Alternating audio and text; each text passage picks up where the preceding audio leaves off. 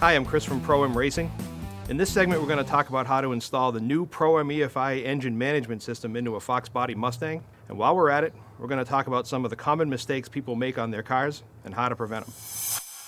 Our management system for the Fox bodies consists of the new Pro-M EFI processor, a new EFI wiring harness made specifically for the Fox bodies, tuning software, and a cable that goes from the USB port on your laptop to the OBD2 diagnostic connector in the new harness. It is a mass air, sequentially fired, port fuel injection system with full ignition control.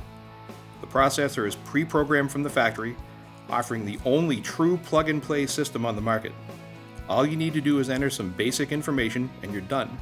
However, it is fully programmable. The Pro-M EFI engine management system will allow you to do anything you could possibly imagine to your engine and control all of it with easy to understand parameters all in a single processor. You do not need a spark box, or boost timing control, or nitrous controls, or anything else for that matter. It's all here in one system. No one else offers a system so effective, so complete, and yet so easy to use. We invite you to compare our system to anything else on the market. Guys, if you're using a speed density system, you're working too hard or not getting the results you should be. Probably both. Also, if your EFI system doesn't control ignition, it's only doing half the job. Don't confuse ignition reference with ignition control. Many systems have an ignition reference input. That is not ignition control. Engine management is air-fuel ratio and ignition control. If it's only doing fuel, you only have half a system. You wouldn't install half an engine, so why would you install half an engine management system? And the piggyback controllers, they don't allow you to modify the tune in the old Mustang processor, so you have limited access to the old processor's already limited capabilities. Most importantly, the Pro-M EFI system is so easy to use, anyone can tune like a pro. Compared to the other stuff out there, it simply is no comparison. The car we're working on today is a 1990 Mustang GT. It has all the typical add-ons. Heads, cam, intake, headers, all the things that you'd find in most of these cars. But what makes this car a perfect candidate for this upgrade are the things that have been done to it in an effort to make it run properly. A multi-tune chip, a very popular piggyback ECM tuner, and a CD ignition box. Despite these things, it runs poorly. It starts and stalls, it surges below 2,000 RPM, lacks power, and the drivability is absolutely awful. Most importantly, it's just not much fun to drive. We're going to fix all that. As I mentioned, the Pro-M EFI system for the Fox body Mustangs comes with a replacement EFI harness. The new harness is laid out just like the old one and plugs into all the factory harness connectors just like the old one did. If you're familiar with the Fox body Mustang, you know that there were a few variations of the factory EFI harness through the years. Some cars had the fuel pump relay under the driver's seat. Some were under the hood. Some cars had airbags and some did not. There are some connector variations as well, but not to worry, we have all of them covered. We have 3 harnesses that covered the Fox Mustangs from 87 to 93.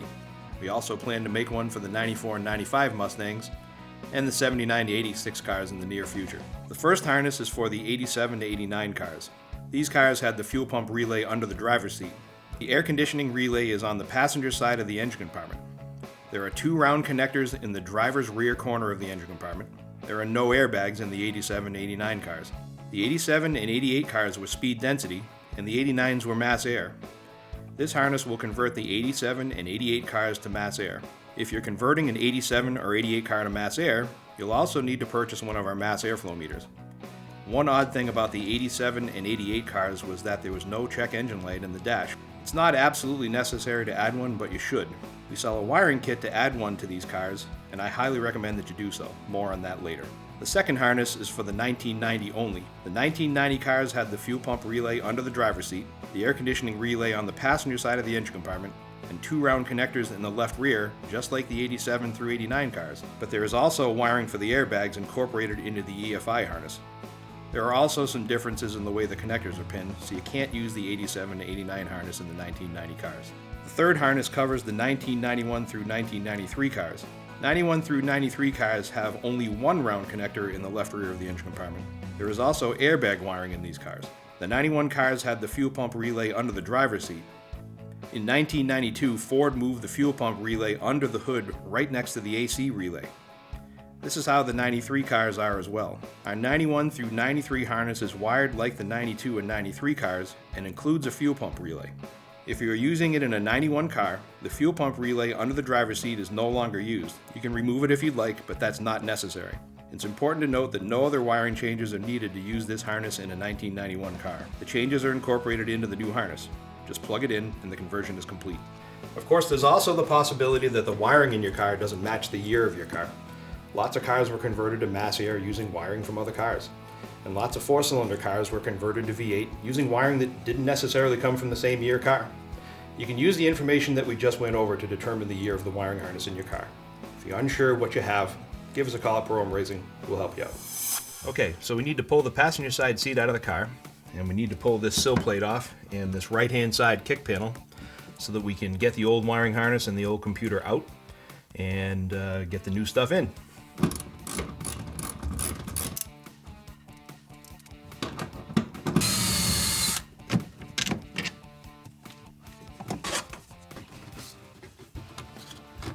Installation is pretty straightforward. Just remove the old EFI harness and computer and replace it with a new harness and computer. Remove the old processor from the kick panel, then disconnect it from the wiring harness. You'll also need to disconnect these two connectors and this ground connection. Okay, so we need to get the old wiring harness out of here. If you're using a typical long runner style intake manifold, oftentimes you'll have to pull the upper plenum off so that you can get to these wires. But in this case, we're good, so we don't have to do that. Long runner intake manifolds, like the one that's installed on this engine, are great for making low-end torque on mild to moderately built engines. But if you want to make some real horsepower, Pro M Racing offers these single-plane EFI intake manifolds, these 1000 CFM 4-barrel throttle bodies. The throttle body comes with a Ford IAC and a Ford throttle position sensor, so it'll plug right into your wiring harness. And this really cool hidden mass airflow sensor that you can put right inside of a conventional 4-barrel air cleaner assembly. And when you put it all together, it looks like an old school carburetor setup. We also have these high flow fuel rails. The fuel rails have a 9/16 bore, so they can flow an absolute ton of fuel. And that large bore actually acts as a damper so that you've got consistent fuel flow to all 8 of your fuel injectors.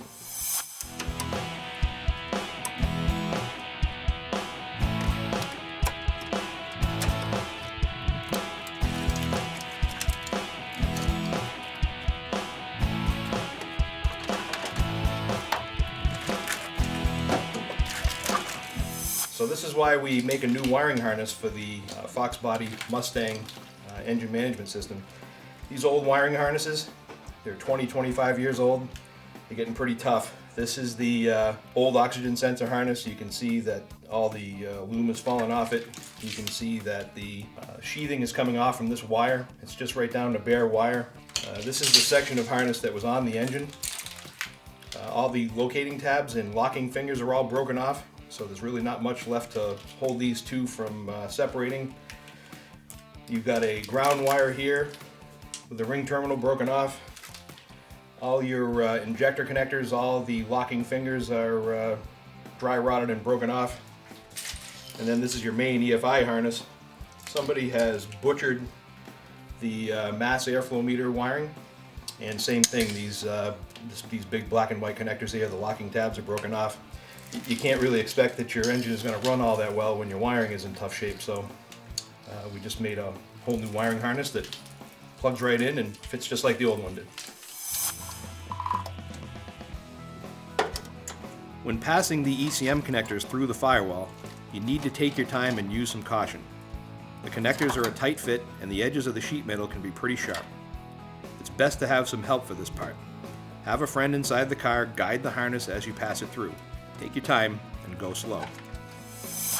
Plug these two connectors together. Like I mentioned before, the new harness plugs into the other harnesses just like the original one did, using all the same connectors. This is the portion of the wiring harness that passes through the passenger side kick panel. When you get it in place inside the car, you're going to want to take these fuses and relays and bring them up next to the harness and tie them in place with a few zip ties. And then that area inside the car has got a lot of sharp edges, a lot of things that could potentially damage the harness. So we give you this piece of felt, and you just want to wrap this around the harness just like that. Maybe use some tape to hold it in place. That'll keep that stuff from rattling around inside there, and it's going to keep the harness from getting damaged. You want to be careful when routing the harness in the engine compartment as well. Tie the harness securely and keep it away from sharp edges and moving parts. Like I mentioned earlier, there was no check engine light in the 87 to 88 cars.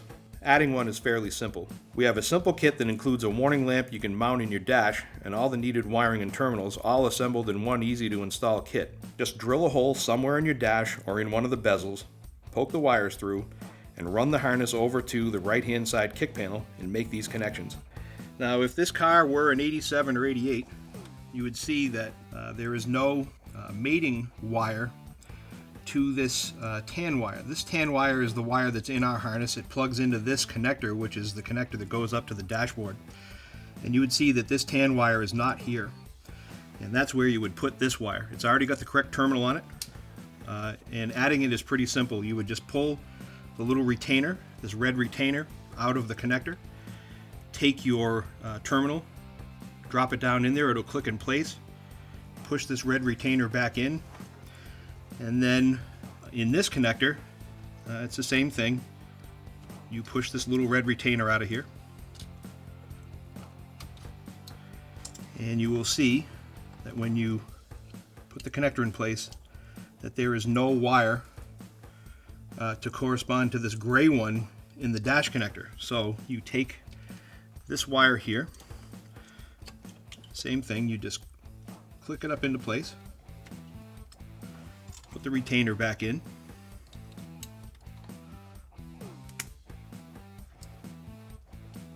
plug these two halves back together. So again, this wire here is installed up in here. This wire here you will take and click up into place in this little fuse holder. Take the fuse and plug it in. There you go. Check engine light's all wired up. You're ready to go. Lay the harness out in the engine compartment and put it roughly in position. It'll position itself properly as you route the parts of the harness to their connections. Leave the connections to the battery and ground for last. These connectors are for the conventional narrowband O2 sensors like the ones that were originally installed in these cars. They're long enough to accommodate long tube headers. We have them drop down at the back of the engine rather than going all the way around the front of the engine and next to the oil pan like the original one did. It's much neater than the original design. I'd recommend going the extra mile and doing the wideband O2 sensors, but if you decide to stick with the original style oxygen sensors, these are the connectors you'll use. Whether you're using them or not, be sure to tie them back so that they can't burn up on the hot exhaust or get caught in moving parts. This connector goes to your oil level switch in the oil pan if your engine is equipped with one. If not, tie it up and out of the way. This lead is used to control the nitrous system. The Pro-M EFI processor can ramp the nitrous up gradually while ramping back the ignition timing, all with easy to set parameters in the tuning software. Look for a video on that on our website. These connectors are used to select what type of signal will be sent to the tachometer. Different tachs require different types of signals, so we've covered all the bases. If you're using a stock tach, then connect the green wire to this connector. Most aftermarket tachs will accept this signal as well.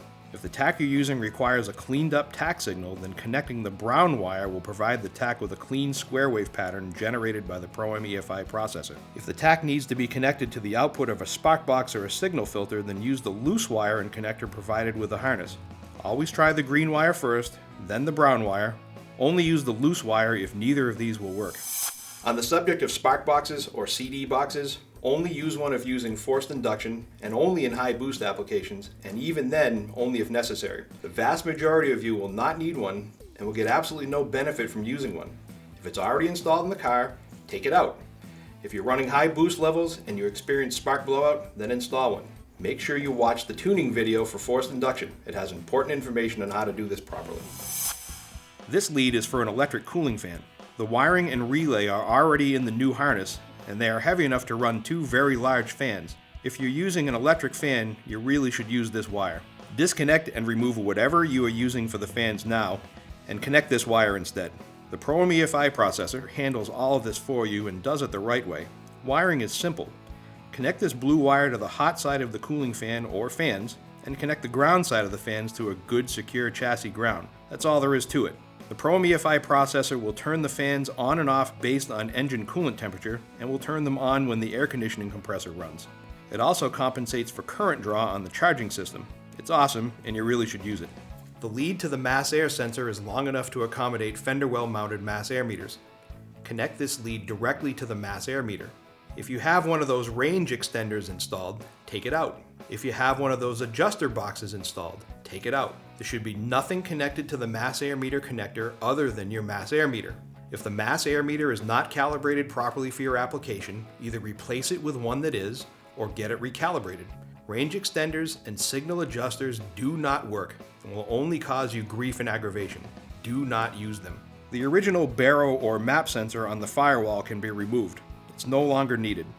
Be sure to plug the vacuum line if this was a speed density car. This lead is for an optional 3-bar map sensor. These are available from Pro-M.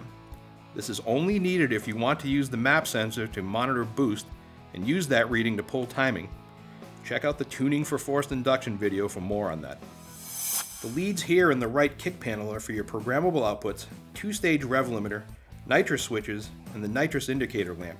Again, the wiring for the nitrous control is covered in that video. Using the programmable outputs is covered in the basic tuning video. The 2-step rev limiter is simple. Just run this wire over to a switch on your dash. If you're using a trans brake or a line lock, just connect it to that existing switch. This wire should have 12 volts to it when you want the first step activated. Then set the rev limit for the first step in your tuning software. When you release your trans brake or line lock, the first step is deactivated. Simple as that. Install the new processor and plug in the wiring harness.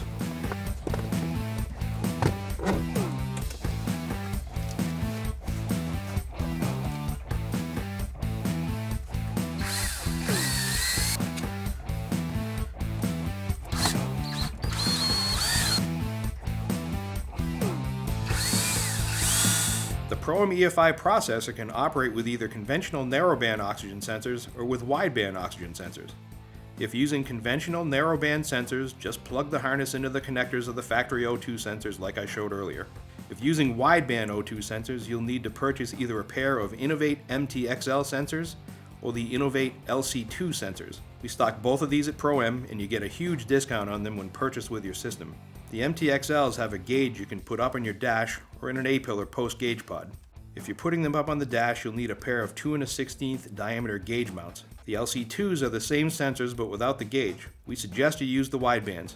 We give you a great package price on these and they operate over a much broader range of air-to-fuel ratio, which allows for more precise fuel control over a broader range of operating conditions. They are worth the money. You'll find that the Pro-M EFI harness has a connector dedicated to wiring for the widebands, and if you purchase the widebands as part of your package, you'll get this harness pigtail that plugs into the harness and makes wiring the widebands a snap. Wiring is simple. The red lead in the harness pigtail goes to the red wires on both wideband O2 sensor controllers. The black lead in the harness pigtail goes to the black wires on both wideband O2 sensor controllers. The purple lead in the harness pigtail goes to the yellow wire on the driver's side wideband controller, and the yellow lead in the harness pigtail goes to the yellow wire on the passenger side wideband controller. The remaining wires on the wideband should be capped off.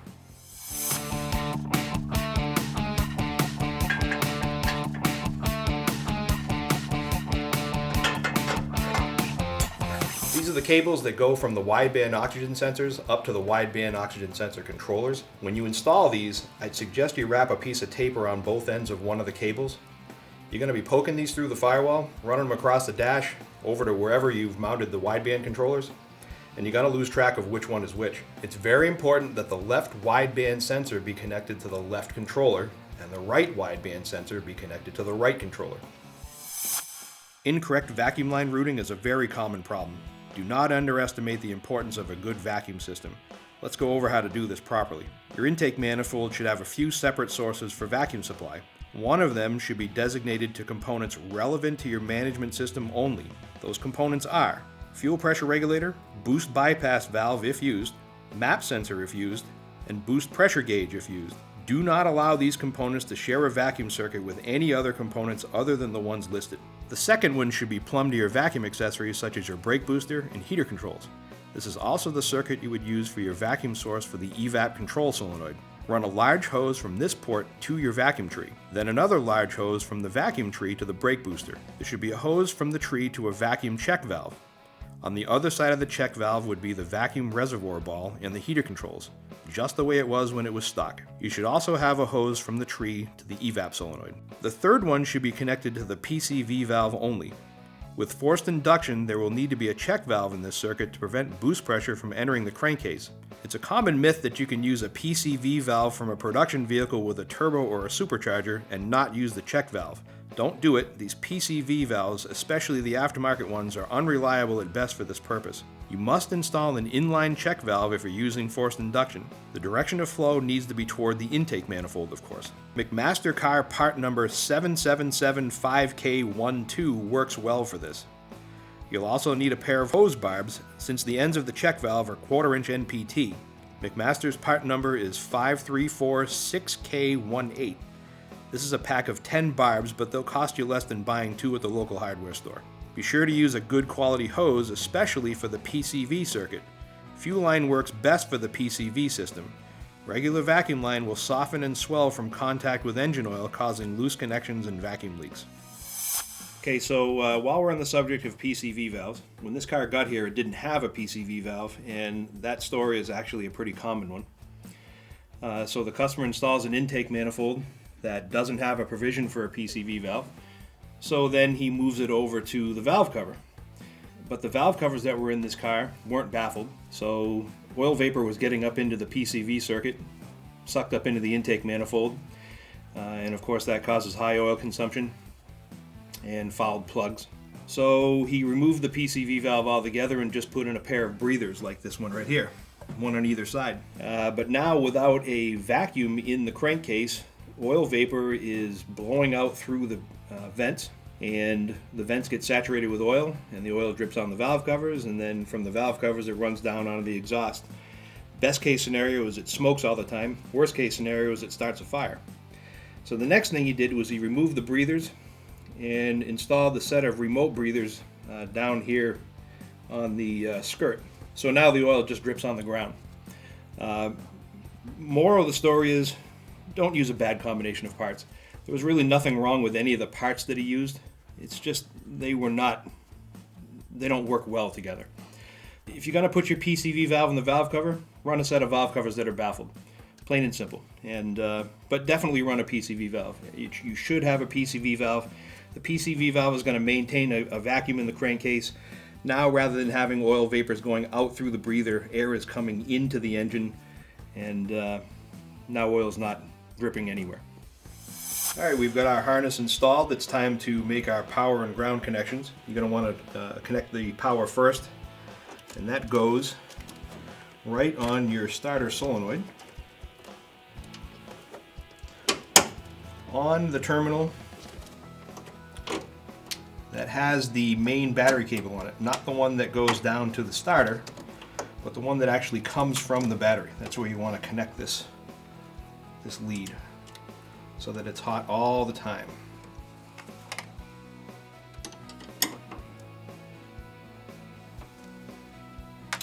And then I'm going to connect the ground. And the way we're going to do that, we're going to pull the bolt right out of the battery terminal. We're going to put our wire on the head of the bolt. You're going to want to use a couple of washers if your battery clamp has this notch in it like this one does, so that you don't distort the terminal when you're installing it.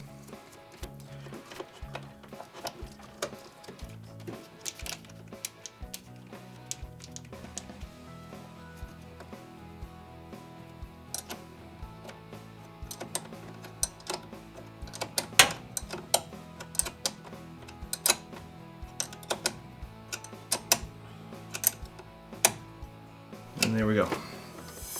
I can't stress enough the importance of proper battery cable sizing and routing, especially if you're going to mount the battery in the trunk. Most battery relocation kits will tell you to connect your negative battery cable from the negative battery post to the chassis, and then run another cable from the chassis to the block.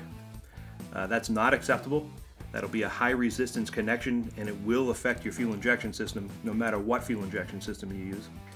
You need to run a negative battery cable from the negative battery post all the way to the engine block If you're using an aluminum block, run the negative battery cable right to the starter bulb. The cable size should be number 2 or larger. That goes for both the positive and the negative. You also need to have some sort of a connection from the block to the vehicle chassis. If it's a unibody like this, right to the firewall. If it's a full frame car, to both the firewall and the frame. I can't stress enough how important it is that this is done properly. Let's talk about distributors and plug wires. It's amazing, but the biggest names in aftermarket ignition components still fail to understand that the Ford TFI ignition distributor must be phased properly in order for the injectors to fire in the right sequence. The Mustang processors and the new Pro EFI processor use the distributor position in order to determine engine position. The design of the TFI distributor is a rather ingenious way of having both a camshaft and a crankshaft position sensor without actually having either of them, but the distributor must be installed properly in order for this to work. If you look at a stock Ford TFI distributor cap, you'll notice that there is a 1 molded into the plastic. It's there for a reason. If you look at most of the aftermarket distributors, you'll notice that there is not a 1 in the distributor cap, or anywhere on the distributor for that matter. What that means is if you have installed one of their TFI distributors in your car, chances are your injector sequencing is wrong. The number 1 is where your number 1 spark plug wire must be. This also means that the rotor must point to this stud when the engine is at number 1 top dead center compression. If you didn't do this, then the distributor is not phased properly. What that means is that your idle quality is not as good as it could be. Injector sequencing doesn't mean much above 2000 RPM, but your idle quality will suffer if your distributor is not phased properly. Most people won't even notice when they've done it wrong because they've installed a cam and have a rough idle anyway, but your idle will be better with a properly installed distributor. You can identify the number 1 position on the cap by removing it and looking at the pickup module. The number 1 stud is directly above the pickup module. The other thing about these distributors is the quality of the shutter wheel inside. This is what tells the ignition when to fire each cylinder, and if the width of the teeth on the shutter is inconsistent, so is the spark delivered to each cylinder. Most of these aftermarket shutters are well outside the acceptable tolerance, so if you actually took the time to check the advance on all 8 cylinders rather than just number 1, you'd see that there is a significant difference from one to the other. Here's something to consider. Ford TFI ignition has been around for over 25 years. They've had plenty of time to get this right, and they haven't. And this is not the only area where they've failed. Keep in mind that there is nothing complex about a distributor, and yet, 25 years later, they still have not gotten this right. What's really scary is that these companies sell fuel injection systems too. Not to worry, one of the cool things about the Pro EFI processor is that it can take the awful signal generated by these poor quality distributors and average it out, and deliver consistent spark to all of the cylinders. The consistency of the advance delivered to the cylinders with the Pro EFI system actually rivals that of a high data rate coil-on plug system. It's that good. And here's another cool thing. Remember the old troublesome TFI module? You'll be happy to know that we don't use it. It stays on the distributor, but acts only as a connector for the harness. The coil is fired by the Pro EFI processor. You could actually install a bad TFI module on your car. It would not matter. You should install a good set of plug wire mounting brackets. All too often, people will spend a bunch of money on a good set of plug wires and then let them burn up on the headers. Get a good plug wire mounting kit, keep your wires separated and off the headers. If you haven't already done so, you'll need to install the Pro EFI calibration tool onto your laptop. Open up the software and set up some basic parameters. If you opted for this to be done for you when you placed your order, you can skip these next few steps, but pay attention anyway, in case you want to make changes in the future. First, go to the engine parameters section and enter the bore and stroke. Now remember, if you have a 302 and it's been bored 30 over, it's not a 302 anymore. The bore has changed. Make sure you enter accurate data here. This engine is a 302 bored to 306. The bore on a 306 is 4.030 and the stroke is 3. You'll find a list on our website which shows the bore and stroke of most popular engines. If your engine is not listed, you'll likely find what you need by doing a search on the web. Next, you need to enter the fuel injector's high and low flow rate values into the tune. The high flow rate will be the injector's actual flow rating.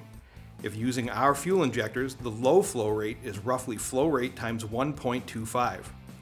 For example, if you are using 36 pound-per-hour injectors, 36 would be your high flow rate value, and 45 would be your low flow rate value. This car has Ford Racing 30-pound EV1 injectors, and the advertised low flow rate for these is 33.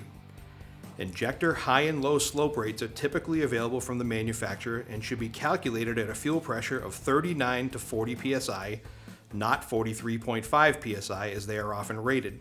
If the flow data is only available at 43.5 psi, then divide the high and low flow ratings by 1.054.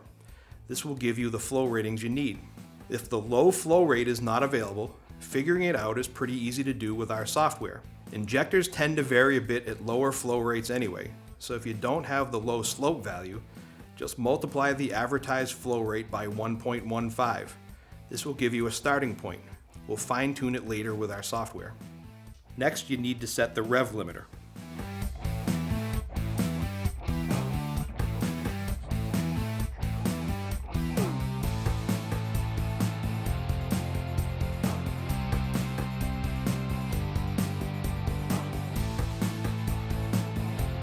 If you're using an electric cooling fan, you must enable that function in the tune. All the parameters for the cooling fan operation are all preset. All you need to do is enable the fan control. Next, enter the meter's transfer function into the tune. Make sure the transfer function is accurate. If the meter is a Pro-M, use the transfer function sheet provided. If not, it'd be best to send it into Pro-M to have an accurate transfer function sheet generated on the flow bench. If using the meter in a blow-through configuration, the relevant ducting and meter should be sent to Pro-M for an accurate transfer function. Remember, when entering the transfer function, be sure to set the English metric button to whatever units you are entering from your transfer function sheet. Pro-M transfer function sheets provide airflow data in both kilograms per hour and pounds per minute. The tuning software will accept either English or metric values, but you must set the English metric button appropriately while entering your values. Also, if entering the values in English, please note that the tuning software is looking for values in pounds per hour. The Pro-M flow sheet provides English flow values in pounds per minute, so those values will need to be multiplied by 60 before entered into the tune. Also notice that the values in this table, as well as in all the tables, are in ascending order. They must be entered this way. You'll need to tell the processor what type of O2 sensors you're using. Your choices are HEGO, which is for conventional narrowband sensors, UEGO, which is for wideband sensors, or Disable, which disables the O2 sensor functions completely. Now save your changes. You're done for now. We'll make more adjustments after the engine is running. To save your changes to the tune, you can either click Save, or you can save the change as a whole new calibration file with a new name. To write a calibration file to the processor, the engine must be off and the key must be on. Make sure you have the file that you want to write to the processor opened and on the screen. Then click on the Write All button and wait for it to finish. Do not turn the key off while the calibration tool is writing the file.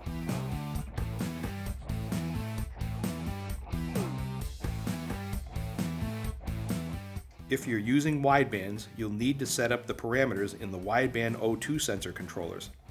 This part is done in the wideband controllers themselves and not in the Pro-M EFI processor. The parameters in the processor have already been set up for you. To do this, load the software on your laptop. You'll get a CD with each of the widebands, but obviously you'll only need one of them to install the software to your laptop. You do, however, need to remember to set up both wideband controllers. If your laptop does not have a serial port, you'll need to purchase a USB to serial adapter. They are available in any office supply store. The adapter will come with a CD that contains the drivers for the adapter.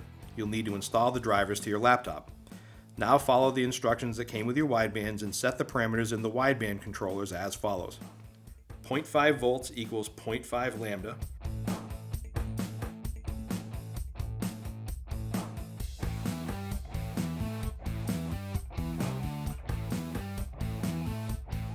4.5 volts equals 1.5 lambda.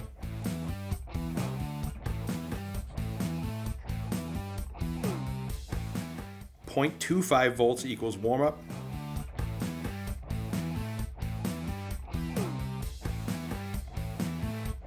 4.75 volts equals fault. Save your changes and remember to do both controllers. Also, be sure to perform the free air calibration on both widebands. This is very important. Okay, it's time to fire it up and make some basic adjustments. The The first thing we need to check is base timing. Do not assume that the timing is still the same as it was with the old harness and computer. It's not. Setting the timing is done just like it was before with the old harness. Get the engine warmed up, then disconnect the spout connector. You'll notice that we use a single terminal weather pack connector rather than the old Ford shorting plug. You can't lose the shorting plug this way.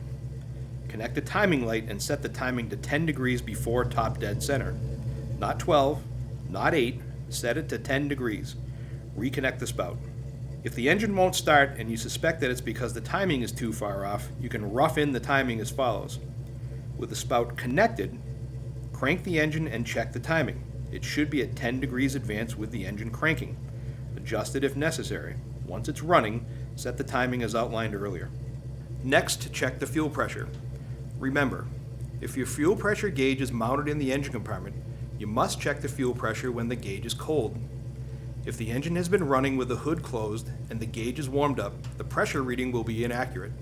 Fuel pressure should be 39 to 40 psi with the vacuum line removed from the fuel pressure regulator. While the vacuum line is removed, connect it to a vacuum gauge and record the vacuum at idle. With the vacuum line still removed, snap the throttle and make sure the fuel pressure remains constant. Also have a look at the fuel pressure gauge at idle and make sure the needle is rock steady. Any fluctuation at all is a clear indicator of fuel pump cavitation. Reconnect the vacuum line. The fuel pressure should drop half of whatever your manifold vacuum reading was. If any of these things are not true, you have fuel supply issues. Fix them now before you drive the car. You will find a video on our website dedicated entirely to proper fuel system design. Next is base idle speed. First, if you have one of those spacer plates installed between the IAC and the throttle body with the air adjusting screws, you need to remove it. Be sure to use a new gasket when you reinstall the IAC. Bring the engine up to operating temperature, which by the way is 190 to 195 degrees. Please don't be one of those guys who thinks colder is better. That ancient thinking was wrong in the 50s and it's still wrong today. Your thermostat must be either a factory Ford 192 degree or an aftermarket 195 degree. To set the idle speed, disconnect the IAC connector and set the base idle speed with the throttle stop screw. The base idle speed should be set to an RPM where your engine idles properly. Stock engines will idle down around 750. The more aggressive the camshaft, the higher the base idle will need to be. Base idle settings as high as 1000 RPM and even higher are not uncommon with very aggressive cams. Do not rely on your tachometer to set the base idle speed. They can be pretty inaccurate.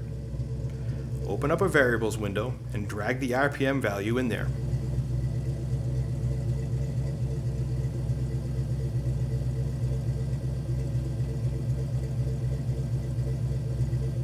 Once you have the idle speed set properly, reconnect the IAC. Now go into the tune and set the base idle speed parameter. Set this value to whatever RPM you set your base idle.